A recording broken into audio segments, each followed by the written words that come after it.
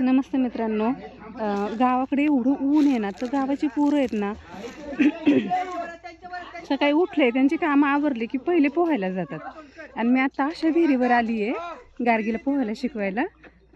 जिथे ती विहीर अशी तयार झाली आहे, म्हणजे तिथे वीज पडलेली, वीज पडून खड्डा तयार झाला होता.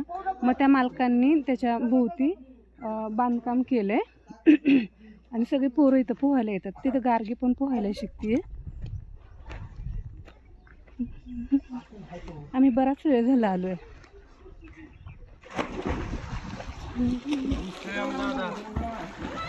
नाही, यूट्यूबला सोडायचं. तिथं गार्गीला ते शिकवतायत.